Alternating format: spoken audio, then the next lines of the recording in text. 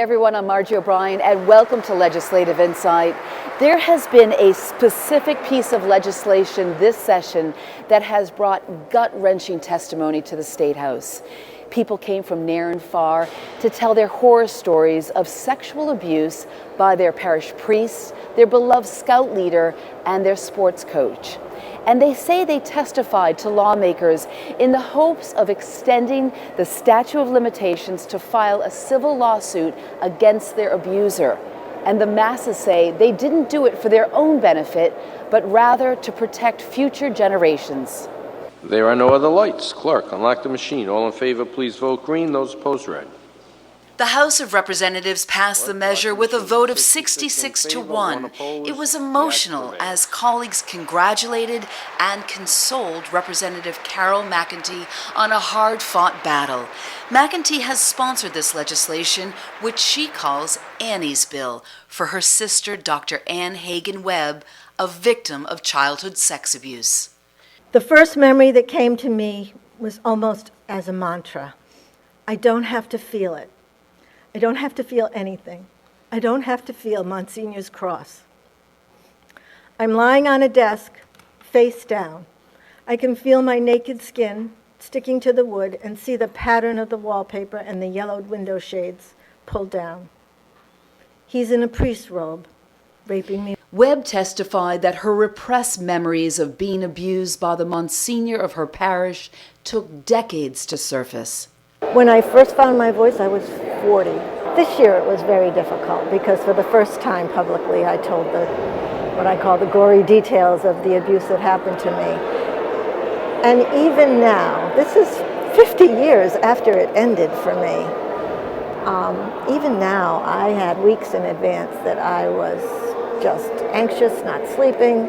Rhode Island's current statute of limitations law allows victims a 7-year window after reaching the age of 18 to file a civil suit.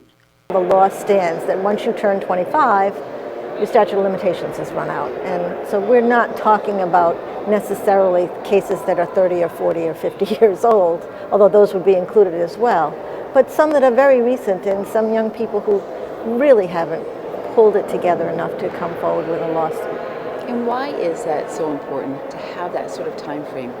Is it about people's growth? Is it about people's awareness?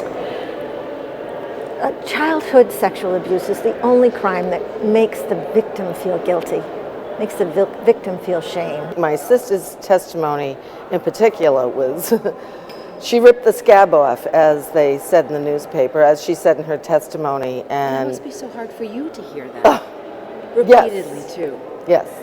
And if you notice, when we had the testimony in the House, my other sister and my brother were with us, and yeah, this is very tough for me.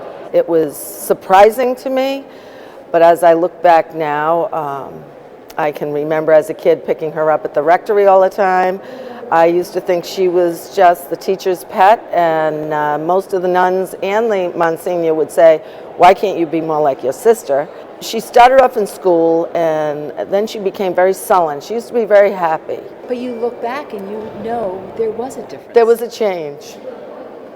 Yes. She dove into her books, and she became introverted.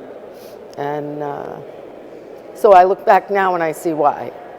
Webb has been a regular at the State House, testifying before the judiciary committees of both chambers. She's so good at relating these stories over and over again, and I just am not. When I hear... Because she's your sister, and it's painful.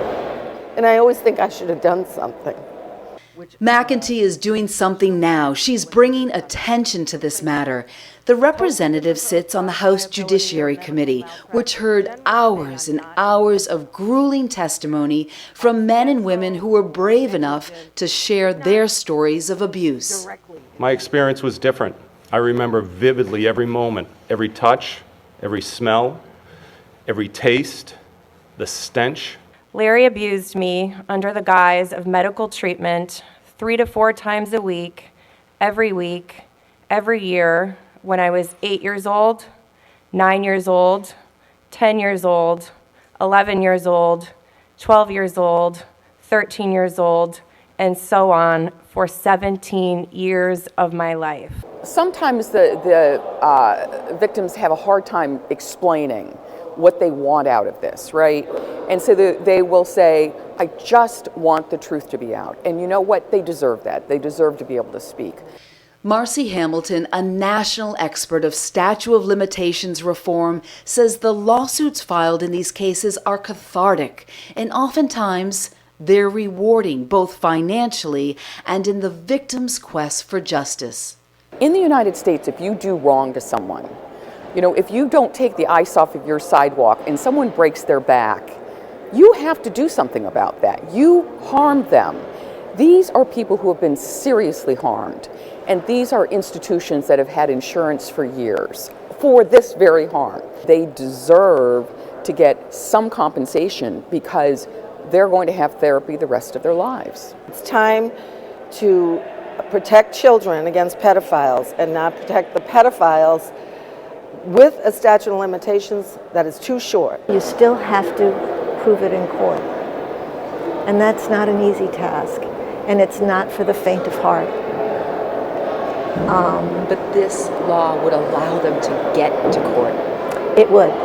What helps the victims is to be able to have the state say to them, you matter.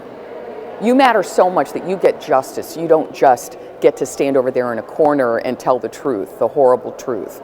That's how the state helps. The companion bill in the Senate also extends the window to 35 years, but there are differences in the language, differences Senator Donna Nesselbush would like to see changed.